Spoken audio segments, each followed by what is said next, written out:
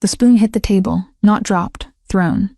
Edward Hale's hand trembled, the first time in 30 years anyone had seen that hand shake. His eyes locked on the empty bowl. His voice came out raw, broken. "Who made this?" The kitchen froze. Chef Victor stepped forward, smiling. But Edward's stare cut past him, straight to the corner where a waitress stood with flour on her apron and terror in her eyes. Lena Carter. She wasn't supposed to cook tonight. She wasn't supposed to exist. The rain hammered the windows of Le Perle Noir like fists demanding entry.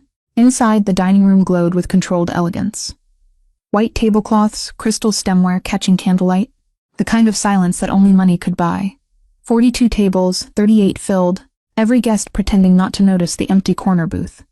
Table 12 reserved 3 weeks ago, no name given.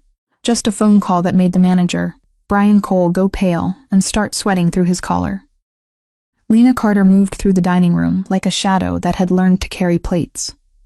5 years she had worked here. 5 years of being looked through, talked over, treated like furniture that occasionally brought bread. She had learned to prefer it that way. Invisibility was safety, Lena. Brian's voice cut through her thoughts. He stood near the kitchen doors, his face doing that thing it did when he was about to dump something terrible on someone beneath him. Table 12 just called. They are 10 minutes out. Her hands tightened on the empty tray. I'm not supposed to work that section tonight. You are now. Margot called in sick. His eyes wouldn't meet hers. Just do exactly what they ask. Don't speak unless spoken to. Don't look directly at them. And for God's sake, don't screw this up. Who is it? Brian's laugh came out strangled. You don't ask that question about table 12. He walked away before she could respond. Lena stood there, the tray feeling heavier than it should. Through the kitchen's porthole window, she could see Chef Victor Lang directing his line cooks with the aggressive precision of a man who had convinced himself that yelling equaled competence. She had watched him for 5 years, watched him take credit for dishes his sous chef perfected, watched him panic when ingredients arrived wrong and blame everyone but himself, watched him build a reputation on a foundation of other people's fear. The front door opened. No gust of wind, no dramatic entrance, just a man stepping out of the rain like he had made an appointment with gravity and arrived early. Edward Hale. Lena had never seen him before, but she knew him the way you know a storm is coming before the sky changes. Every person in the dining room felt it, the shift in air pressure, the sudden awareness that something apex had entered the room. He was older than she expected. Late 60s, maybe 70, but age hadn't softened him. It had refined him down to something harder. His suit was black, expensive, in a way that didn't need labels. His face carried the kind of stillness that came from deciding long ago that showing emotion was a form of weakness. 2 men followed him. Younger, broader, they didn't sit. Edward walked to table 12 and lowered himself into the chair facing the dining room. His eyes swept the space once, a predator cataloging prey, then settled on the single menu Brian had placed there 3 hours ago. Lena's feet moved before her brain caught up. She was halfway to the table when her hands started shaking. Stop it, she told herself. You've done this 1,000 times. But she hadn't done this. Nobody had done this. She reached the table, kept her eyes down, voice steady. Good evening. Can I start you with something to drink? Silence. She could feel him looking at her, but she didn't look back. That was the rule. Brian's rule. The rule that kept people like her employed. Water. His voice was quiet. Not soft quiet, the way a blade being drawn from a sheath is quiet. No ice, of course. She turned to leave. Wait, her spine locked. Tell your chef I want the most difficult dish he knows how to make. The one that scares him. The one he practices alone when the kitchen is empty, because he's not sure he can do it in front of others. Lena's throat closed. I will ask him. You'll tell him, and he has 15 minutes. She nodded and moved fast, pushing through the kitchen doors with enough force that they slammed against the walls. The kitchen was chaos dressed up as order. 6 stations running, tickets printing. Victor in the center of it all, tasting a reduction sauce and shaking his head like it had personally insulted him. Chef, he didn't look up. Chef, table 12. I don't care about table 12.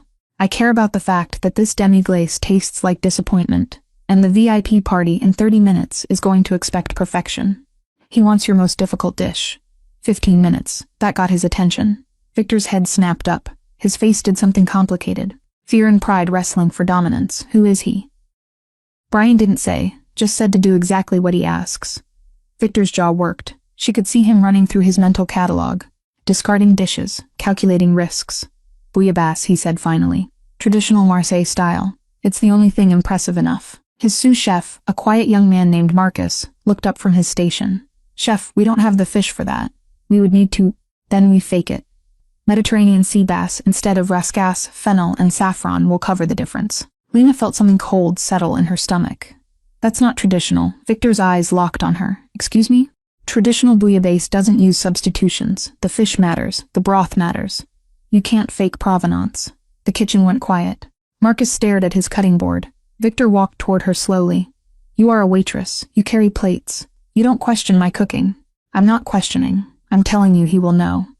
How the hell would you know what he... Because someone who asks for the dish that scares you already knows what it should taste like. Victor's face flushed red. Get out of my kitchen. He gave you 15 minutes. You're wasting them. I said get out. Lena didn't move. Something in her had shifted. Maybe it was the fear. Maybe it was 5 years of swallowing words. Maybe it was the memory of hands that taught her the difference between cooking and just making food hot. If you send that dish out, she said quietly, he'll know you're lying, and men like that don't forgive lies. Victor's hand shot out, not to hit her, but to point at the door. You're fired. Brian will have your final check ready tomorrow. Marcus stepped forward. Chef, maybe we should... You want to join her? Marcus stepped back. Lena felt the kitchen watching her. Felt the weight of 5 years collapsing into this single moment. She should leave, walk out, pick up Emily from her neighbor's apartment, and forget this place existed. But her grandmother's voice was in her head. Cooking isn't about permission, Lena. It's about truth. I can make it, she heard herself say. Victor laughed, actually laughed. You? Yes. You can make traditional Marseille bouillabaisse in 15 minutes in my kitchen. 13 now. His smile was ugly. Fine, go ahead. And when you fail, you'll leave without causing a scene. Lena moved to the fish station. Her hands were steady now. Fear had burned off into something clearer. Focus. She scanned the walk-in with eyes that saw past labels to actual ingredients. No riscasse, but there was monkfish, close enough if you understood texture. Fresh mussels, good fennel bulbs, saffron threads that hadn't been sitting long enough to lose potency. The broth was everything. She grabbed a stock pot. Fish bones from the morning's prep, fennel, garlic, tomatoes. Her hands moved without thinking. Crushing, chopping, building layers. Victor watched from his station, arms crossed. You're going too fast. You'll bruise the aromatics. She didn't answer, just kept moving. Olive oil into the pot, hot but not smoking. Fennel and onions first, sweating them until they gave up their sweetness. Garlic next, just until fragrant. Tomatoes crushed by hand because metal changed the acid. Then the bones. This was the part most people got wrong. They rushed it. Lena let the bones toast. Let them give up their marrow and minerals to the oil. The kitchen filled with a smell that made Marcus look up from his station. White wine. Not expensive. The cheap stuff her grandmother used because flavor mattered more than price. Deglaze. Let the alcohol cook off, then water. Saffron threads blooming in her palm before she added them. Orange zest. Bay leaf. Fennel seeds toasted and crushed. The simmer started. Victor checked his watch. 7 minutes. You haven't even touched the fish. Fish goes in last. That's how it's done. She could feel him wanting to argue, but the smell coming from her pot was doing something to the kitchen. Conversation stopped. People turned. Lena tasted the broth. Close but not right, missing something. She closed her eyes, let herself fall back into her grandmother's kitchen in Queens. The apartment that always smelled like the sea, even though they were 2 subway stops from the water. The way her grandmother's hands moved fast and sure and completely unself-conscious. You taste with your memory first, Lena, then your tongue. Memory. She opened her eyes, pastis. She grabbed the bottle from the liquor station. Ricard, not the expensive stuff, and added just enough to give the broth that ghost of anise. Not licorice, not sweet, just the suggestion that this dish came from somewhere specific. The fish went in. Monkfish first because it needed more time, then the mussels. Then a white fish she could tell was fresh by the way it held its shape. 4 minutes. The broth darkened, unified, became something more than ingredients. She killed the heat, let it rest for 30 seconds, ladled it into the bowl Brian had set on the pass. Rouille on the side, she made it fast with garlic, egg yolk, olive oil, and a pinch of cayenne. Toasted bread rubbed with more garlic. She stepped back. The bowl sat there steaming. Victor walked over, looked at it.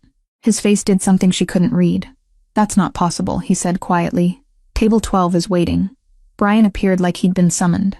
Is it ready? It's ready, Lena said. Brian grabbed the bowl, looked at Victor. Chef. Here, I made it, Victor said. His voice was flat, empty. Tell him the chef made it personally. Lena's hands clenched. That's not. You're already fired. Don't make it worse. Brian carried the bowl out before she could finish. The kitchen returned to its chaos, but Lena stood frozen at the fish station. Marcus walked over, handed her a clean towel. "That was the best thing I've ever seen made in this kitchen," he said quietly. "Just so you know." She didn't answer. Just watched through the porthole window as Brian set the bowl in front of Edward Hale. Edward looked at it for a long moment. Then he picked up the spoon. The dining room had gone quiet without anyone deciding to make it quiet.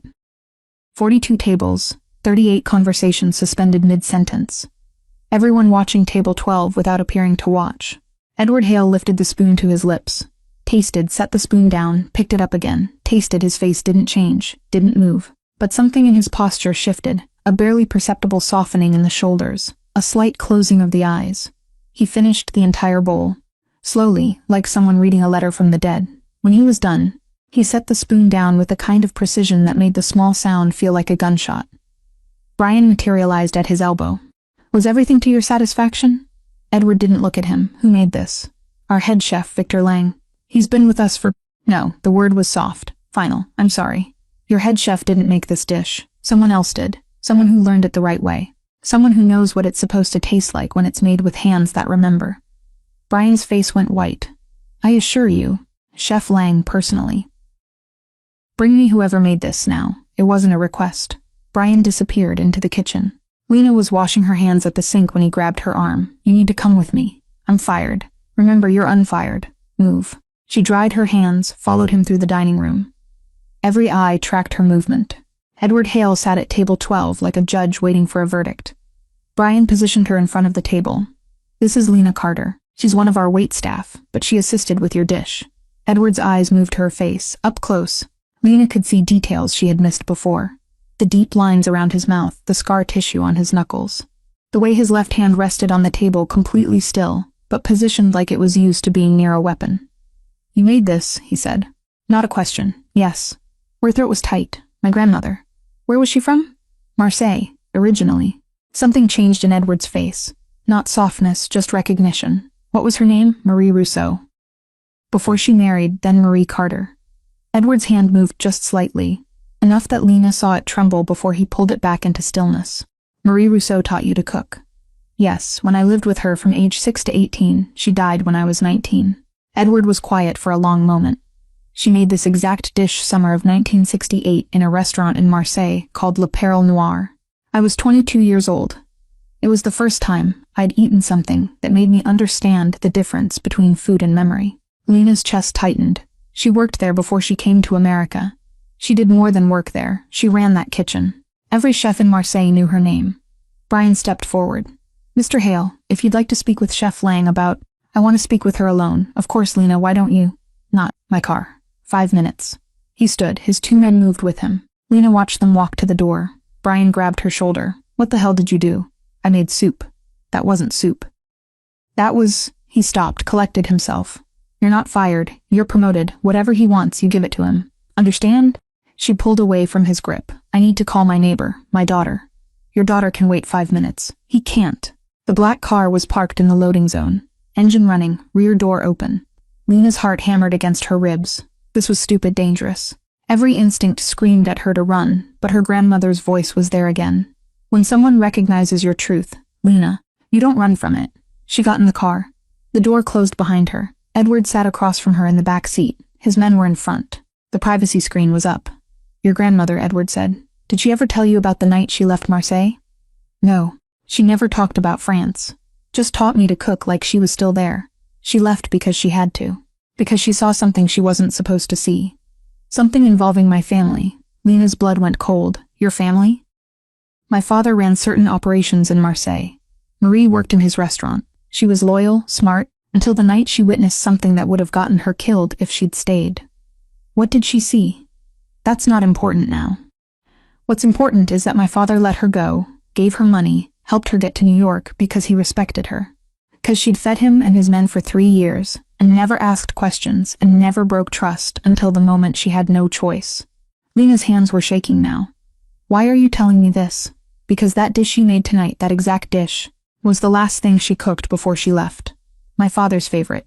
She made it the night before she disappeared. And when I tasted it tonight, 58 years later, it was exactly the same. The same heat, the same balance, the same ghost of anise that nobody else ever gets right." He leaned forward slightly. "Your grandmother kept her promise. She never told you who we were. She just taught you to cook, to survive. And now you've made the same dish that saved her life by showing my father she was worth protecting." Lena's voice came out barely above a whisper. "What do you want from me?" Edward reached into his jacket. She flinched. He pulled out a business card, set it on the seat between them. "I own restaurants. Real ones, not performances like Le Perle Noir. Places where the food matters more than the theater. I want you to cook for me. Not as a waitress pretending to be invisible. As a chef. I'm not a chef. I don't have training. You have your grandmother's hands. That's more than training. That's inheritance." She stared at the card. "I have a daughter. I can't just bring her. I'll arrange housing, school, everything she needs, everything you need. Why? Because your grandmother saved my life once. I was 14. My father's enemies came to the restaurant. She hid me in the walk-in freezer and told them she hadn't seen me. They didn't believe her. They hurt her, but she never broke. And when my father found out, he made sure no one ever touched her again. His eyes held hers. I owe her a debt I can never repay, but I can pay it forward to you if you're willing." Lena looked at the card. The address was uptown. The kind of address that didn't have numbers. Just names. "I need time to think." "You have until morning. After that, the offer expires." He opened the door. She stepped out onto the wet sidewalk. The car pulled away, leaving her standing in the rain with a business card and a kitchen full of people who had just watched her world change. She walked back inside. Victor was waiting in the dining room. "You're done here," he said. "Actually done. I don't care what Brian says. You humiliated me in my own kitchen. I saved you. He would have known you were lying. I would have handled it. No, you wouldn't have. And we both know it." She walked past him. Marcus met her at the kitchen door, handed her a bag. "Your knives from your locker. I grabbed them before Victor could throw them out." She took the bag. "Thank you." "Where are you going?" She looked at the card still in her hand. "I don't know yet." But she was lying. She already knew. She'd known the moment Edward said her grandmother's name. Some debts transcended blood. Some inheritances came wrapped in danger. And some truths, the kind hidden in recipes and silence, and the exact way anise blooms in a traditional Marseille broth, were worth more than safety. Lena walked out of Le Perle Noir for the last time. The rain had stopped. The city lights reflected in the wet pavement like promises written in a language she was just beginning to remember how to read. Her phone buzzed. "Emily's neighbor. She's asleep. Take your time." Lena typed back, "I'm coming home. We need to talk about a trip." She looked up at the sky. Somewhere her grandmother was watching. And for the first time in 5 years, Lena felt like maybe, just maybe, she was exactly where she was supposed to be. Even if it terrified her, especially because it terrified her. Emily was still asleep when Lena got home, curled under the frozen comforter that was starting to fray at the edges. 8 years old, and already learning to sleep through her mother's late shifts, through sirens outside, through the neighbors' arguments bleeding through the walls. Lena sat on the edge of the bed and watched her daughter breathe. This apartment was everything she could afford. 1 bedroom, kitchen the size of a closet, bathroom with a door that didn't lock properly. But it was theirs, safe, predictable. Edward Hale's card sat in her pocket like a live wire. She pulled it out, studied the embossed lettering in the dim light from the hallway. Hale Hospitality Group.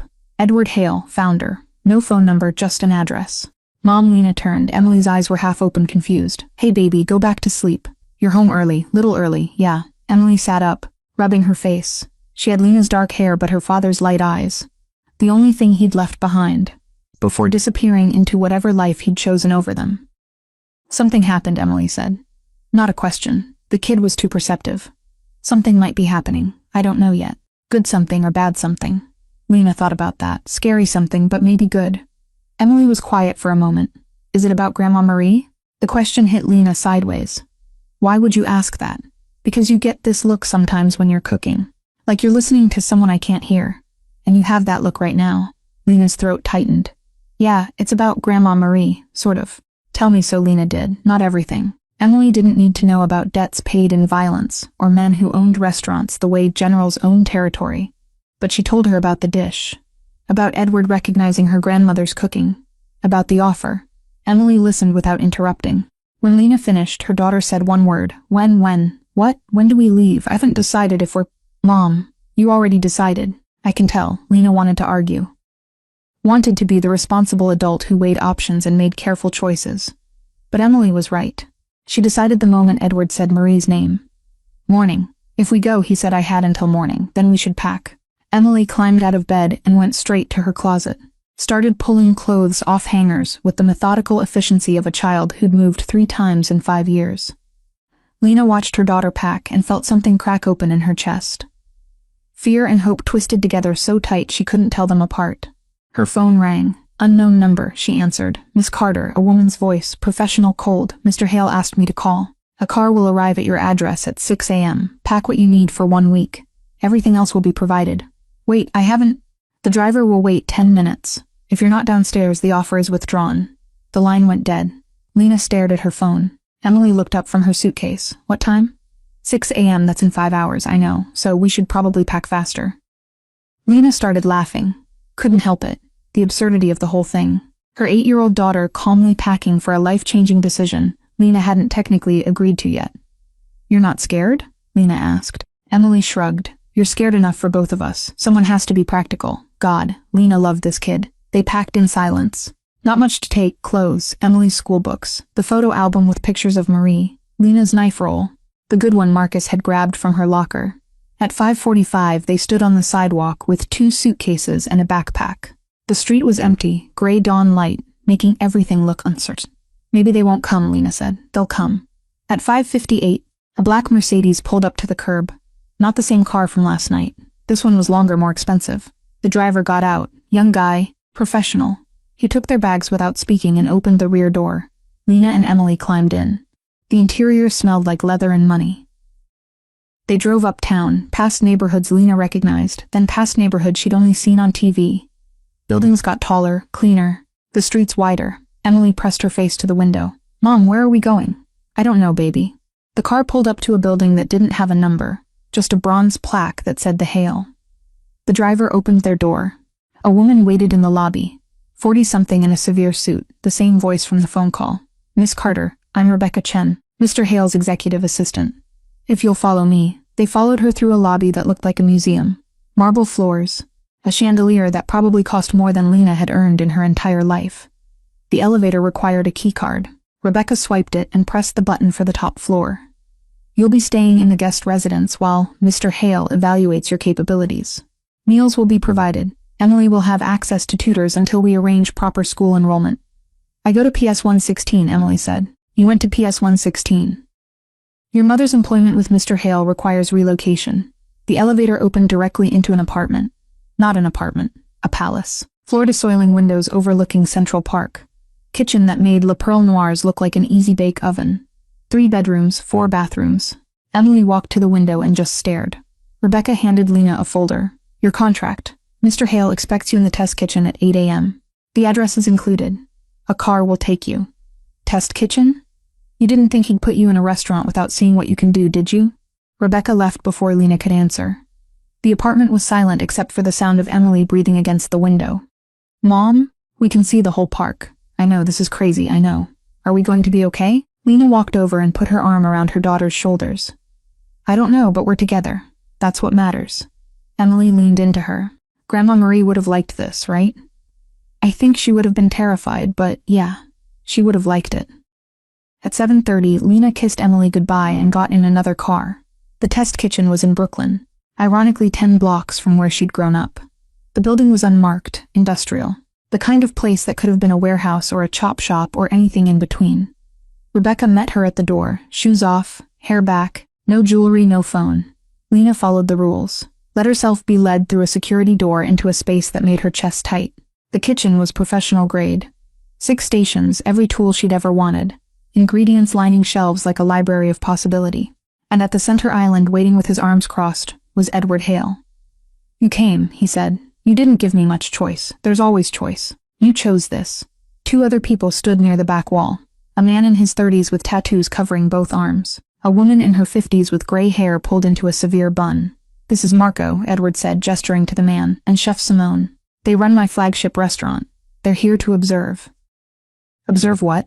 You cooking. Without supervision, without a recipe, just instinct. He walked to the island and set down a list. 5 dishes. Your choice of cuisine, 6 hours.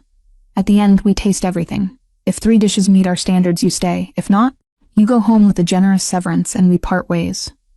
Lena looked at the empty stations. What if I don't want to do this? Then why did you get in the car? She didn't have an answer for that. Edward walked to the door. One more thing. Your grandmother's cooking was precise because it had to be. In her world, mistakes got people killed. I need to know if you inherited that precision or just the recipes. He left. The door locked behind him. Lena stood alone in the kitchen with two strangers watching her like hawks studying prey. Marco spoke first. You've got 6 hours. Clock started when he walked out. I'd get moving if I were you. Lena looked at the ingredients, the tools, the impossible expectation. Then she thought about Emily upstairs, in an apartment they didn't deserve. About her grandmother hiding Edward's father's enemies in a walk-in freezer. About 5 years of being invisible. She tied her apron, rolled her shoulders and got to work. The first dish was easy.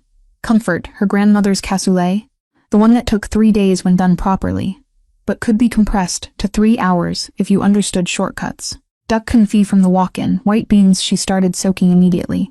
Pork shoulder she seared hard to build fond, garlic, thyme, bay leaf, tomato paste toasted until it darkened. Chef Simone moved closer. You're building layers. That's how it works. Most young cooks rush this part. And not most young cooks. Simone smiled barely, but it was there. The second dish was harder, technique, something that would prove she could do more than recreate her grandmother's recipes. She chose beef Wellington. Not because it was impressive, but because it was unforgiving. The beef had to be perfect, seared on all sides, room temperature before wrapping. The duxelles couldn't be wet or it would make the pastry soggy. The prosciutto had to overlap precisely. The puff pastry had to be cold but pliable. Marco watched her work the dough. You've done this before, never liar, I've watched it done. That's different. Not that different, apparently. While the Wellington rested, she started the third dish. Her choice. The one that mattered most. Paella. Not the tourist version. The real thing. Valencian rice that absorbed everything and gave back flavor. Sofrito first, onions and tomatoes and peppers cooked down until they became something unified. Smoked paprika. Saffron threads she toasted in her palm. Chicken thighs seared skin down until they released their fat. Rabbit, because that's what belonged there. White beans. Green beans. Snails from the specialty section that made Marco raise his eyebrows. You're going traditional. Is there another way? Most people fake it. Most people aren't cooking for someone who knows the difference. The rice went in, bomba rice, short grain. She toasted it in the sofrito until each grain was coated. Then stock. Chicken stock she'd made while the cassoulet simmered. Not too much. Just enough to cover, and then the hardest part, leaving it alone. No stirring, no checking, just heat and faith. Simone moved to the paella pan and inhaled. Your grandmother taught you this. My grandmother taught me everything that matters. She must have been extraordinary. She was invisible like me. That's what made her extraordinary. 4 hours gone. 3 dishes in the oven or on the stove. 2 more to go. Lena's hands were starting to shake from adrenaline and hunger. She made herself eat. Grabbed bread from the shelf, tore a piece, kept moving. 4th dish, something modern. Proof she could evolve. Miso glazed black cod. Not traditional anything, just good. The marinade took time she didn't have, so she cheated. Miso paste, mirin, sake, brown sugar, ginger grated so fine it disappeared into the liquid. The fish went in. 3 hours of marinating compressed to 1 by using heat and vacuum seal. While that worked, she started the 5th dish, dessert. This was where most savory cooks failed. Lena had failed here before dozens of times. Dessert required different thinking. Precision that savory cooking forgave, but pastry punished. She chose something her grandmother made once a year. On Marie's birthday, tart tatin, caramelized apples, buttery pastry. Simple until you actually tried to make it. The caramel was everything. Too light and it was just sugar. Too dark and it was burned. She cooked it by color and smell, let it go almost too far. Then apples face down in the molten sugar, butter on top, pastry over everything, into the oven, 30 minutes. She used the time to plate the cassoulet. The Wellington. Check the paella for socarat. The crispy rice bottom that separated good paella from great. It was there, golden, perfect. The timer rang. Tart tatin came out.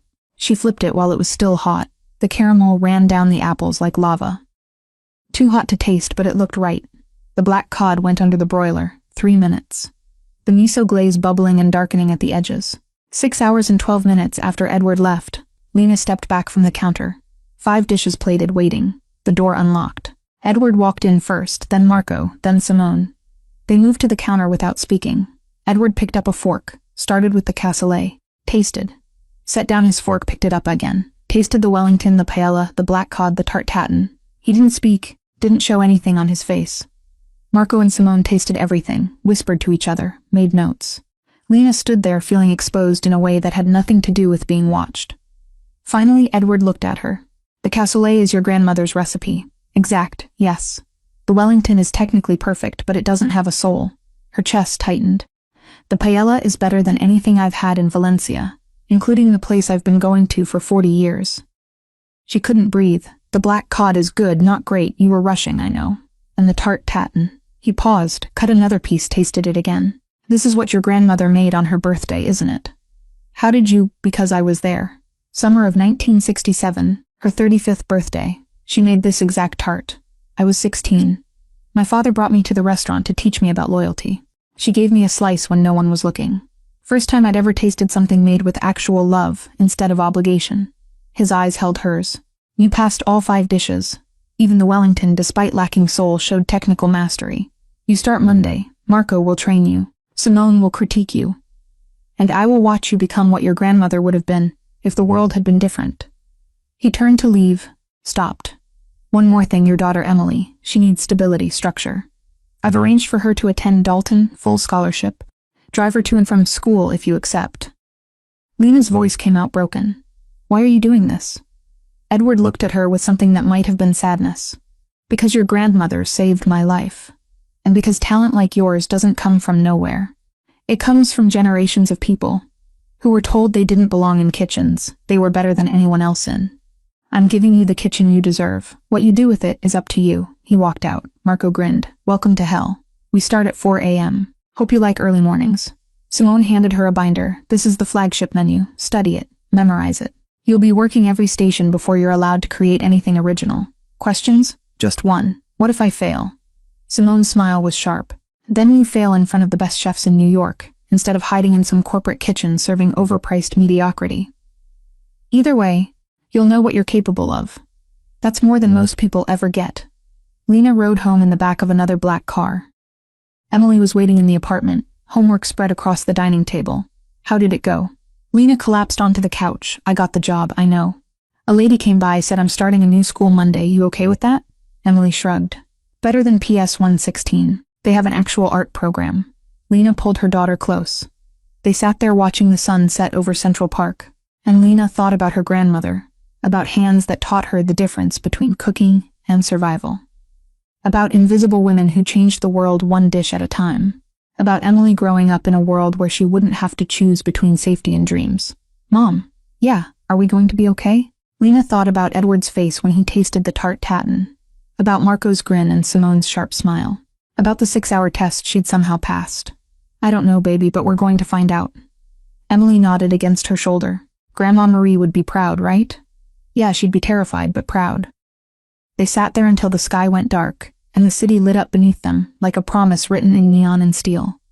Tomorrow would bring 4 a.m., wake-ups and impossible standards, and people who expected her to prove herself every single day. But tonight, they were safe together, and for the first time in 5 years, Lena felt like maybe she was allowed to want more than just survival. Maybe she was allowed to want everything, even if it scared her, especially because it scared her. The alarm went off at 3:15 a.m. Lena's hand shot out and killed it before the second beep. Emily didn't stir. Kid could sleep through anything now. The apartment was dark except for the city glow, bleeding through the windows. Lena dressed in the chef whites Rebecca had delivered the night before. Stiff new. They smelled like starch and expectations. Her phone buzzed. Marco. Car is downstairs. You're late if you're not early. She grabbed her knife roll and left. The kitchen at Hale's flagship, a place called Vessel, was already running when she arrived at 4 a.m. 6 cooks moving through prep with the synchronized precision of soldiers who'd trained together for years. Marco stood at the pass checking tickets that didn't exist yet. You're 2 minutes late, the text said 4. I texted you at 3:40. That means you should have been here at 3:50. He pointed to the fish station. That is yours today. Prep list is on the board. Everything needs to be ready by 5:30 for staff meal. Questions? Where's the prep list? Figure it out. He walked away. Lena stood there, feeling the other cook's eyes on her. Nobody spoke. Nobody offered help. She moved to the fish station and opened the walk-in. Whole fish on ice, salmon sea bass, halibut. Tuna loin that probably cost more than her old monthly rent. No prep list on the board. No instructions anywhere. She grabbed the salmon first, started breaking it down. Scales, guts, bones, portioning the flesh into 6-ounce pieces that looked identical. A woman working vegetables glanced over. You are doing that wrong. Lena looked at her portions. How? Marco wants them at 5 ounces. 6 is too much. The ticket says, there is no ticket. This is prep. You are supposed to know the standards. Lena started reweighing, trimming every piece. Now 5 ounces exactly. Marco appeared at her elbow. Why are you reweighing? Someone said 5 ounces. Someone lied. It is 6. Always has been. Now you are behind and you have wasted product. He moved on before she could respond. The woman at Vegetables smiled without looking up.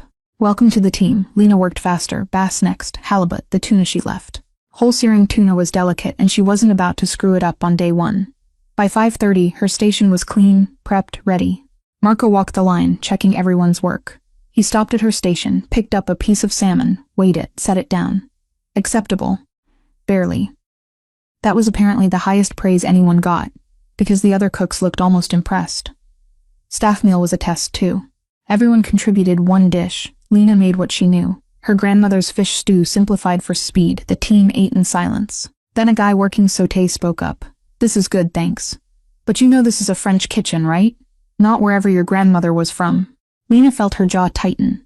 My grandmother was from Marseille.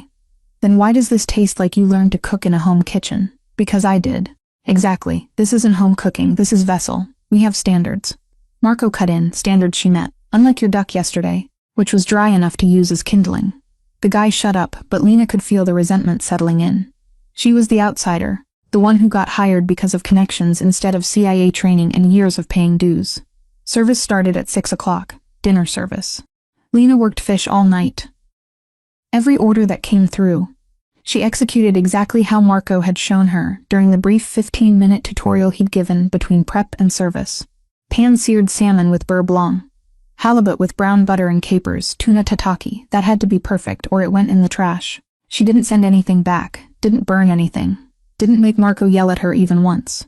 By the time service ended at 11 o'clock, her feet were screaming and her hands were covered in small burns she didn't remember getting. Marco dismissed everyone except her. You survived. Congrats, that's it? What do you want, a medal? You did the bare minimum. Come back tomorrow and do it again. Marco, tomorrow you're on Vegetables. Learn that station, then sauté, then grill. You're going to work every position in this kitchen until you can run the pass in your sleep. How long will that take? However long it takes. Now go home. Your kid is probably wondering if you're alive. Lena got home at midnight.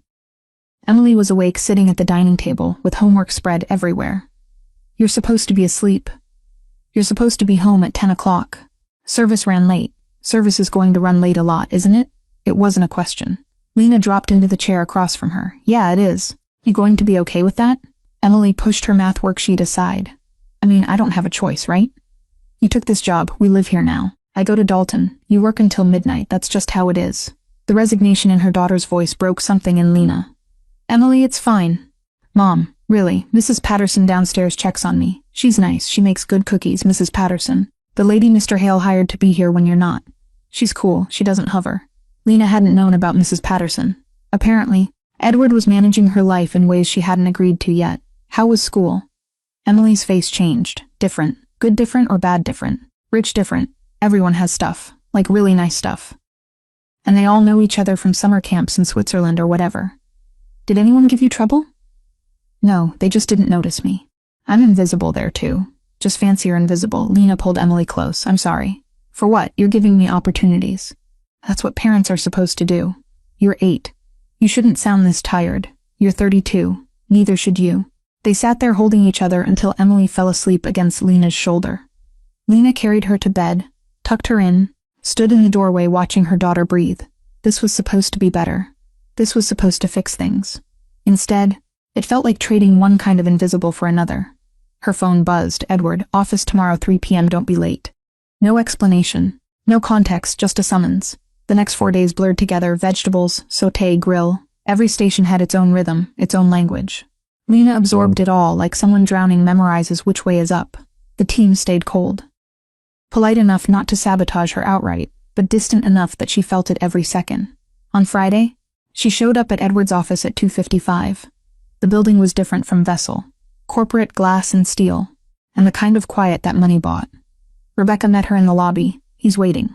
Edward's office took up half the top floor. Windows on 3 sides, a desk that looked hand-carved from a single piece of wood. He sat behind it reading something on his tablet. Sit. Lena sat. He didn't look up. Marco says you're competent. Simone says you're better than competent, but you lack confidence. I say you're holding back. I'm learning, you're hiding. Same as you did at Le Perle Noir. Same as your grandmother did for 30 years. Competence is safe. Brilliance is dangerous. You are choosing safe. His eyes locked on hers. That ends now. He slid a folder across the desk. Lena opened it. Inside were photos, a restaurant space. Empty, raw, beautiful bones waiting for someone to give them purpose. This is yours if you want it. Her breath caught. Mine? A restaurant? Your name, your vision, your menu. I'll fund it, staff it, market it. But the food has to be yours, not your grandmother's recipes, not Marco's training.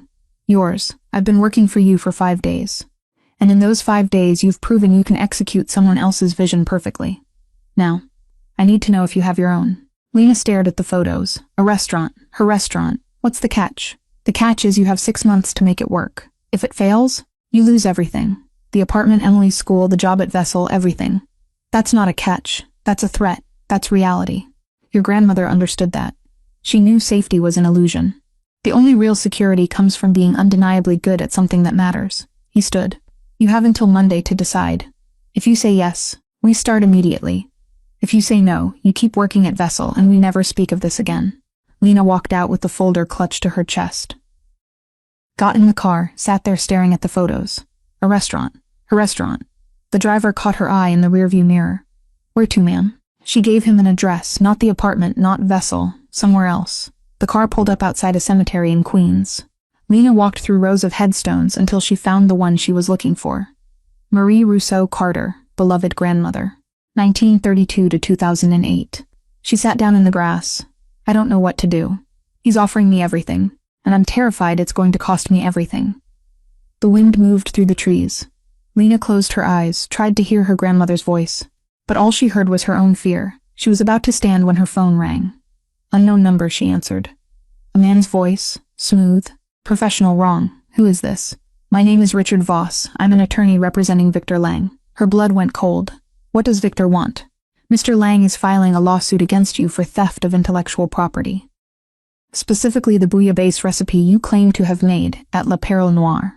He asserts that recipe was his creation and you stole it for personal gain. That's insane. That recipe was my grandmother's. Can you prove that? Can he prove it was his? He has documentation, a published cookbook from 2019 featuring that exact recipe. Your grandmother died in 2008. Math doesn't work in your favor. Lena's hands shook. This is harassment. This is legal action. You have 2 options. Settle quietly for a sum, we'll negotiate, or fight it in court and lose publicly. Your choice. He hung up. Lena sat there staring at her grandmother's headstone. This was it. The moment she'd been waiting for. The system pushing back, trying to make her small again, trying to make her invisible. She stood up, brushed grass off her jeans, looked at her grandmother's name carved in stone. Not settling, she called Edward. He answered on the first ring. Yes, the restaurant. I'm in. Good. See you Monday. Edward Victor's suing me, claiming I stole his recipe. Silence then, let him try. I have lawyers who eat people like Victor for breakfast. Focus on your restaurant. I'll handle the noise. He hung up. Lena stood in the cemetery as the sun started to set. Her phone buzzed again. Emily. Mom, where are you? Mrs. Patterson made pot roast and it's really good, but you should probably come home. Lena smiled despite everything. She texted back. On my way. Save me some. The car was waiting. She climbed in, thought about the restaurant, the lawsuit, the impossible choice between safe and brilliant. And somewhere in the back of her mind, her grandmother's voice finally spoke. Not words. Just a feeling. The same feeling she got when she cooked something that mattered. The certainty that fear was just another ingredient, and if you knew how to use it, it could make everything else taste better. She got home. Emily had set the table. Mrs. Patterson, a woman in her 60s with kind eyes and flour-dusted hands, had made pot roast that smelled like childhood. They ate together, talked about nothing important, and Lena felt something shift. She had spent 5 years being invisible because invisible was safe, but safe hadn't protected her. Safe had just made her smaller. Edward was offering her the opposite, a chance to be undeniably visible, to succeed so loudly that no one could ignore her, or fail so completely that she'd never recover. After dinner, she tucked Emily in. Mom, are we going to be okay? Lena thought about that, really thought about it. I don't know, baby, but I'm done being invisible. So, whatever happens next, at least we'll know we tried. Emily nodded.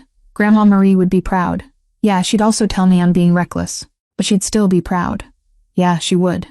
Lena turned off the light, went to her own room, opened the folder Edward had given her, stared at the empty restaurant space, and started planning.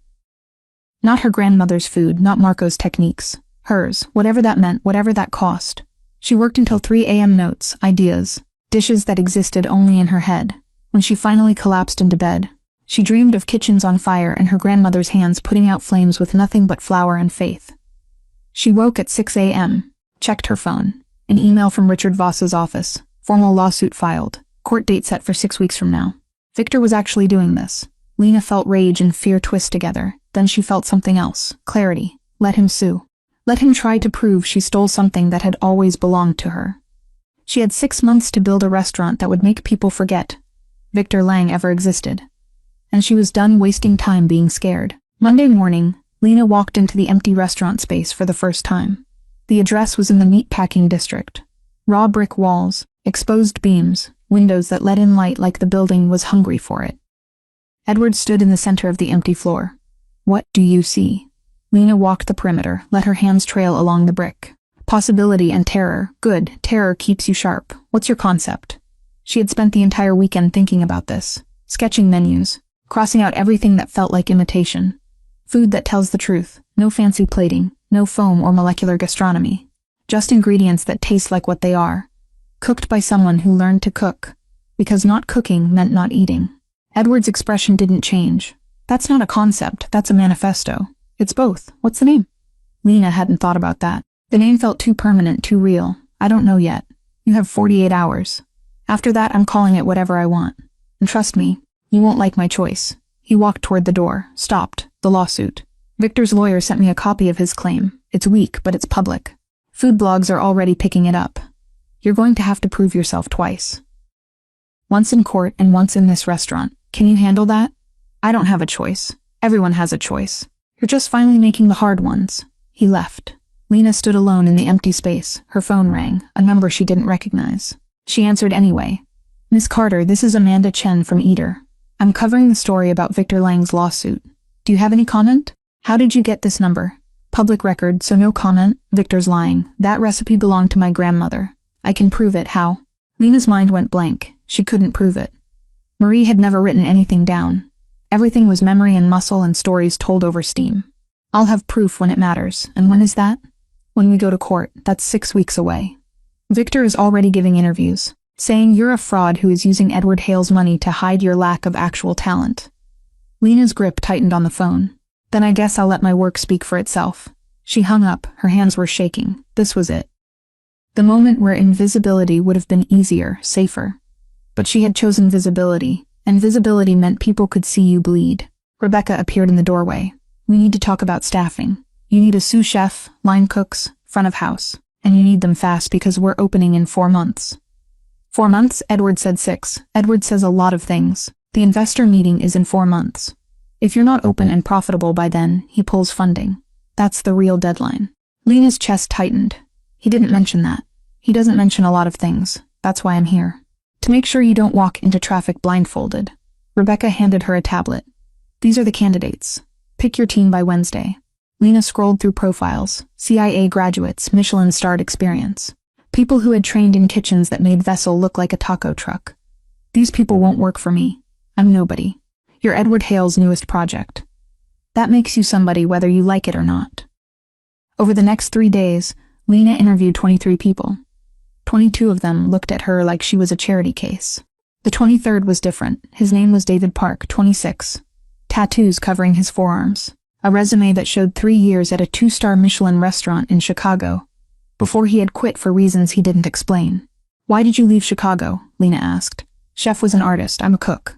Artists care about critics. Cooks care about feeding people. We disagreed on priorities. What are you looking for here? Honestly, I don't know.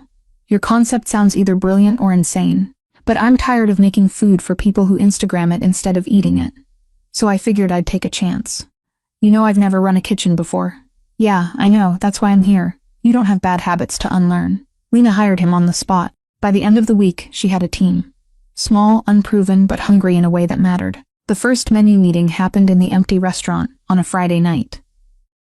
David, 2 line cooks named Maria and James. A pastry chef called Sophie who'd worked in Paris and quit because she was tired of making macarons. Lena stood at a folding table with her notebook open. First dish, what are we serving? David spoke first. What are you good at? Everything my grandmother taught me and nothing I've learned since. Then start there. What did she make that mattered? Lena thought back. Not to the bouillabaisse. That belonged to Edward's memory now. But to something smaller, more personal. Roast chicken every Sunday with potatoes and herbs she grew on the fire escape. Sophie leaned forward. That's it. Roast chicken. It was perfect every time. Crispy skin, meat that tasted like it remembered being alive. Potatoes that absorbed everything and gave it back as something better. David nodded. So we do that perfect roast chicken. No garnish, no foam. Just the best version of something everyone thinks they've had. But they haven't. Not like this. They spent 6 hours building a menu. 12 dishes, no substitutions, no modifications. Everything rooted in the kind of cooking that came from necessity instead of culinary school. When they finished, Maria looked at Lena. This is going to piss people off. You know that, right? Why? Because it's simple, and people expect complicated from an Edward Hale restaurant. They want theater. Then they can go to Vessel. And what if nobody comes here? Lena felt the fear trying to take hold. Then we fail, but at least we'll fail on our own terms. The next morning, she got a call from Edward's lawyer. Miss Carter, we need to meet. Victor's team just submitted new evidence. What kind of evidence? The kind that makes our job harder. They met at the lawyer's office. A woman named Patricia Keene, 50-something. Sharp eyes that missed nothing. She slid photos across her desk. Victor has a notebook dated 2015. Handwritten recipes, including the bouillabaisse. He's claiming he developed it over 3 years before you ever made it. Lena looked at the photos. The handwriting was definitely Victor's, but the recipe was wrong. Small details. Radios that would make the broth too heavy. Fish that didn't belong. This isn't the dish I made. It's close, but it's not the same. That won't matter to a jury. They'll see dates. Documentation, a professional chef versus a waitress who claims her dead grandmother taught her. My grandmother did teach me. Prove it. Lena had no answer. Patricia leaned back in her chair. Here's what's going to happen. Victor is going to paint you as a fraud. Edward is going to counter by saying you're a prodigy. The media is going to eat it up. And in the middle of all this circus, you're supposed to open a restaurant that's already being called a vanity project by people who haven't tasted your food. So what do? You cook. You cook so well that when this goes to court, I can bring in every food critic in New York to testify that you're the real thing. That your food has a signature that can't be faked or stolen. That Victor Lang is a liar who saw an opportunity and took it. Lena walked out of that office feeling like she was drowning. Her phone rang. Emily's school. Miss Carter, this is Principal Morrison. We need you to come in. There's been an incident. Lena's heart dropped. Is Emily okay? Physically, yes. But we need to discuss her behavior. She got to Dalton in 20 minutes. Emily sat outside the principal's office with red eyes and clenched fists. What happened? A girl said you were a thief. That her dad read about it online. That we were only here because Mr. Hale felt sorry for us. Lena's hands balled into fists. What did you do? I told her she was wrong. She kept saying it, so I pushed her. Principal Morrison appeared. Miss Carter, let's talk in my office. The conversation was short, professional, cold. Emily is a good student, but we have a zero-tolerance policy for physical aggression. She's suspended for 3 days. She was defending herself. She was defending you. That's different. And while I understand the impulse, we can't condone violence. Lena wanted to argue, wanted to scream that her 8-year-old daughter shouldn't have to defend her mother's reputation at school. But she just nodded. It won't happen again. They walked to the car in silence. Emily climbed in the back seat. I'm sorry. Don't be. You were protecting me. That's not something to apologize for. But now I'm suspended for 3 days. Mrs. Patterson will stay with you. It's fine. Is it true? Is what true? Are we only here because Mr. Hale feels sorry for us? Lena turned in her seat to face her daughter. We're here because I earned it.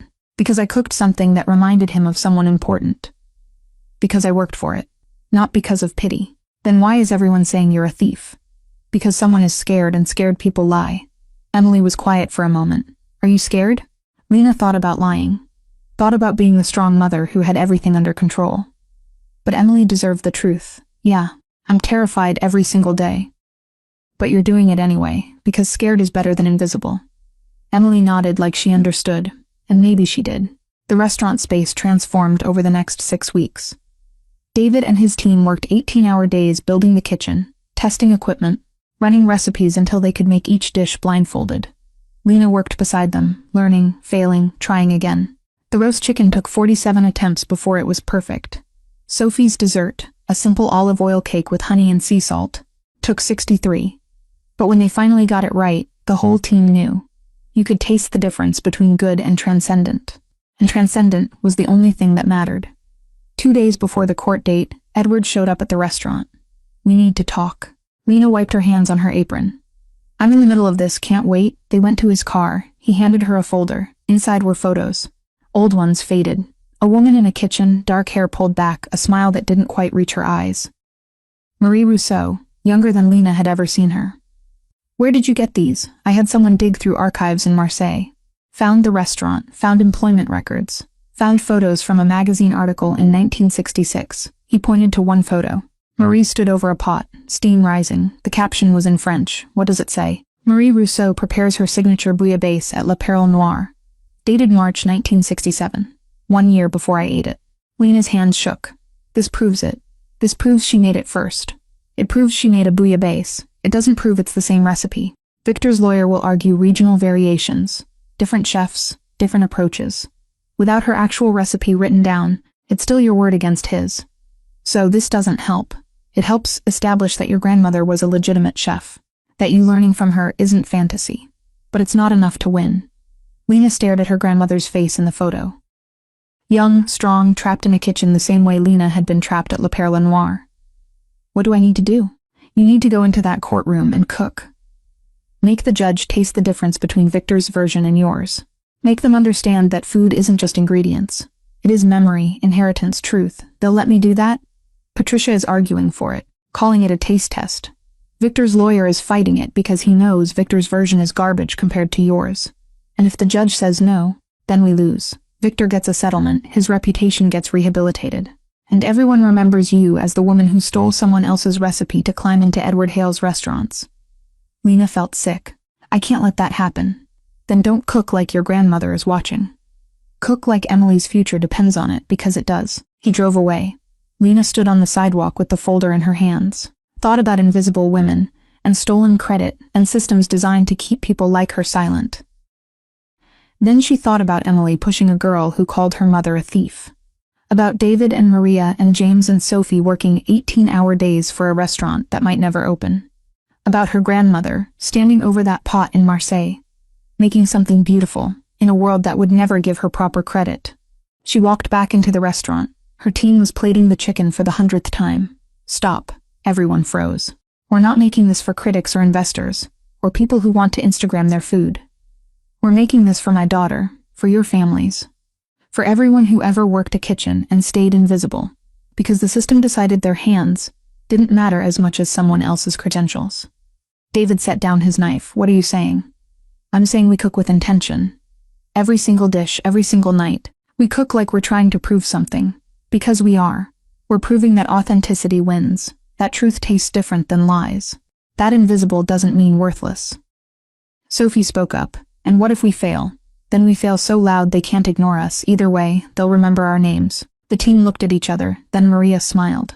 "Let's burn it all down, chef." Court was in 2 days, the restaurant opened in 6 weeks. And Lena Carter was done being afraid of both.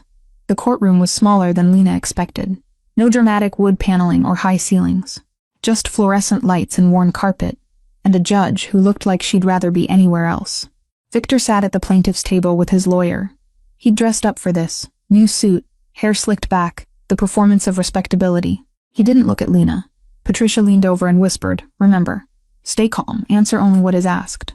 Don't let him bait you." The judge called the court to order. Victor's lawyer stood first, a man named Gerald Hutchkins, who spoke with the kind of confidence that came from never having to prove himself. "Your Honor, this is a simple case of intellectual property theft. My client, Chef Victor Lang, developed a proprietary recipe over 3 years.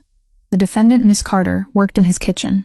She observed his techniques, and when opportunity arose, she replicated his work and claimed it as her own to gain favor with a wealthy benefactor." He gestured to Edward sitting in the gallery. "The evidence is clear. Documentation, dated notebooks, witnesses who worked alongside Chef Lang during the development process. Miss Carter has nothing but a story about her deceased grandmother, and the goodwill of a man known for unconventional business practices." Patricia stood. "Your Honor, the evidence is anything but clear. Chef Lang's so-called documentation shows a recipe that differs significantly from what Miss Carter prepared. Furthermore, we have photographic evidence, placing Miss Carter's grandmother, a professional chef in Marseille, making this exact dish in 1967. That is 50 years before Chef Lang claims to have invented it.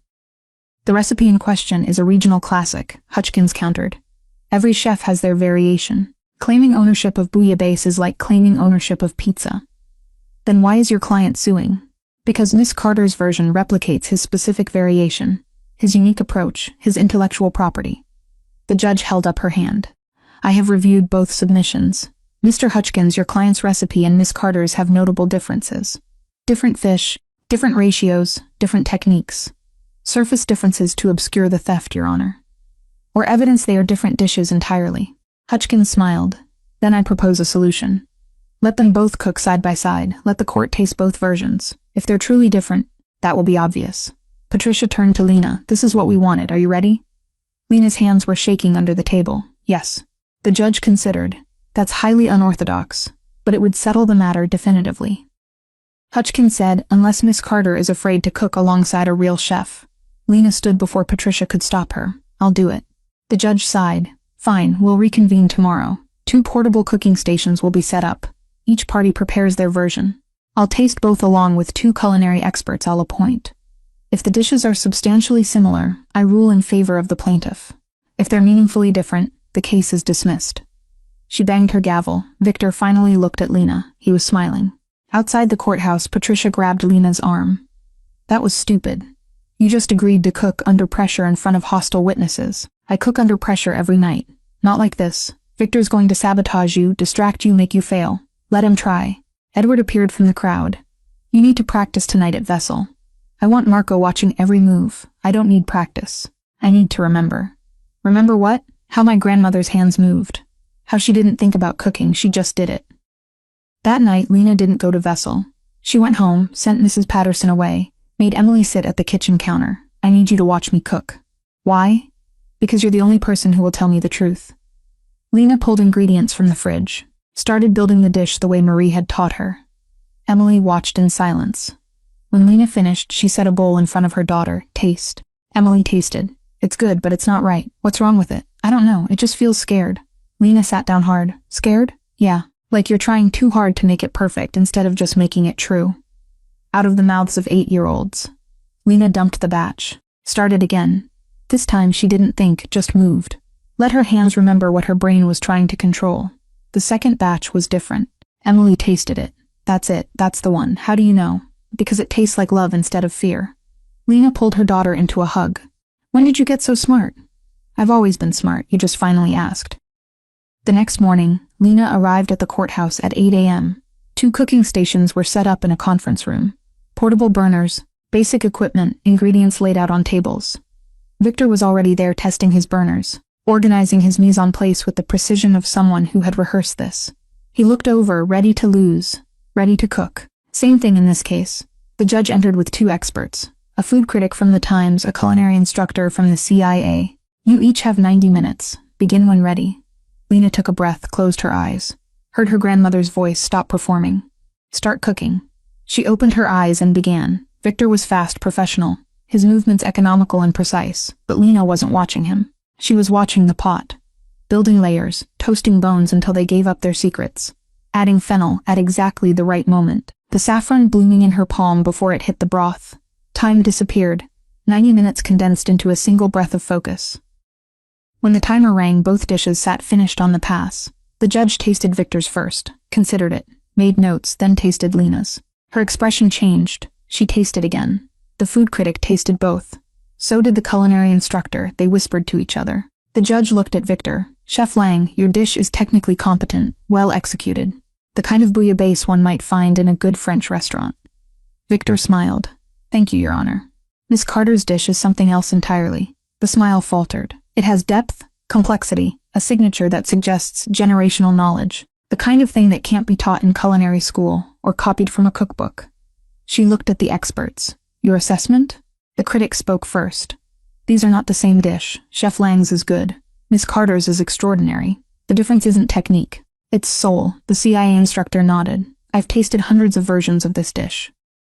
Miss Carter's is the only one I've ever had that tastes authentic to the Marseille tradition. Chef Lang's is American, competent, but not culturally rooted. Victor stood. That's ridiculous. She copied nothing, the judge said. Case dismissed. Miss Carter, you're free to go. Chef Lang, you're fortunate I'm not sanctioning you for wasting this court's time. She banged her gavel. Victor's face went red. This is a setup. Hale bought them off, all of them. The judge's eyes went cold. One more word and I'll hold you in contempt. Victor grabbed his jacket and stormed out. His lawyer followed, already distancing himself. Patricia turned to Lena. You just won. Lena stood there feeling numb. I know, you should be celebrating. I will after I open my restaurant. Edward was waiting outside. Congratulations. Thank you for the lawyers, the photos, everything. I didn't win that case. You did with your grandmother's hands and your own courage. What happens now? Now you open in 4 weeks. Everything ready? Almost. Good. Because the critics are already circling. They want to see if you're legitimate, or just Edward Hale's latest charity project. And what do you think? Edward smiled, rare enough that it changed his whole face. I think your grandmother would be proud. And I think you're about to prove that invisible women cook circles around men, who need credit more than they need skill. The next 4 weeks were chaos, soft openings for friends and family. Emily sat at table 3 and taste-tested every dish. David ran the kitchen like a general. Maria and James worked the line. Sophie's olive oil cake made grown men cry. Opening night came too fast. Lena stood in the kitchen at 5 p.m. in clean whites that already felt too tight. Reservation book was full. Critics had confirmed. Food bloggers, investors. Edward had invited people who mattered, and people who could destroy her with a single review. David touched her shoulder. You good? No, but I'm ready. Same thing. Service started at 6 o'clock. The first ticket came through.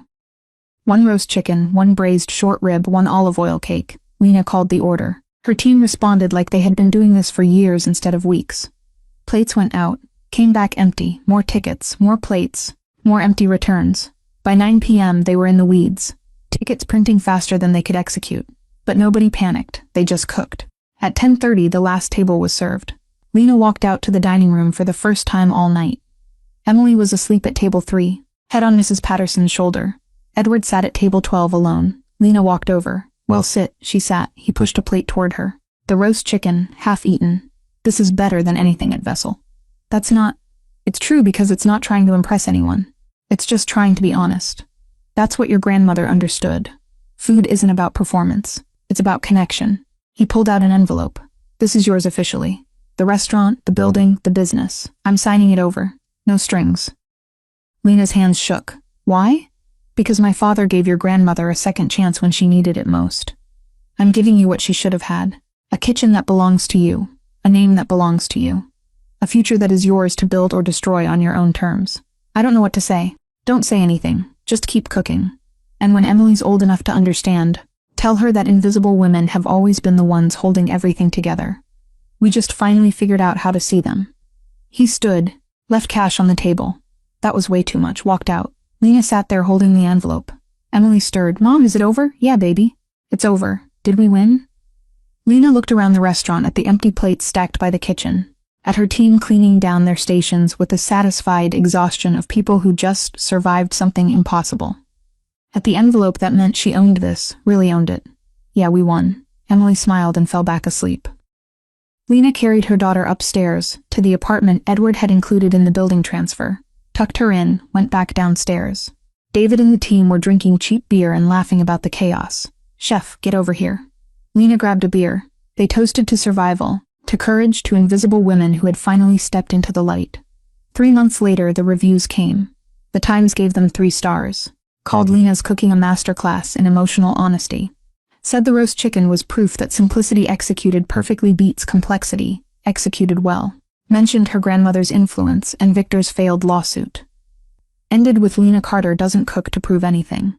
She cooks because it's the only language she's ever spoken fluently, and we are all better for finally listening. The restaurant thrived. Emily started bringing friends from Dalton. They ate at the kitchen counter and didn't Instagram a single dish. Edward came every Thursday. Always sat at table 12, never ordered. Just ate whatever Lena was testing. Victor Lang closed La Perle Noire 6 months later, blamed the economy, blamed critics, blamed everyone but himself. Lena didn't gloat, she just kept cooking. 1 year after opening, she stood in her kitchen at 3 a.m., prepping for service.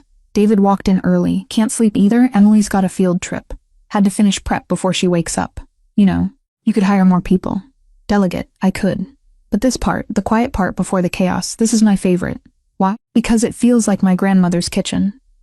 Before the world got loud, when it was just hands and heat and ingredients that didn't judge you. David nodded. You miss her every day, but I think she'd be proud. Not because I'm successful, because I stopped hiding. You think she'd like the restaurant? Lena smiled. I think she'd tell me the chicken's too salty and the potatoes need more rosemary. Then she'd eat 3 plates and complain the whole time. They both laughed. The prep work continued. The sun came up. Emily appeared in the kitchen doorway in her school uniform. Mom, you're going to make me late. 2 minutes. You always say 2 minutes. This time I mean it. Lena finished the last prep container, wiped her hands, kissed her daughter's forehead. They walked to school together. Emily talking about her art project. Lena listening. Just a mother and daughter visible together. Exactly where they belonged. And somewhere in the memory of steam and saffron in hands that moved with the certainty of women who'd survived everything the world threw at them. Marie Rousseau was watching. Not worried anymore, just proud. Because her granddaughter had finally learned the most important lesson. Talent without courage is just potential. But courage plus talent is legacy, and Lena Carter's legacy was just beginning.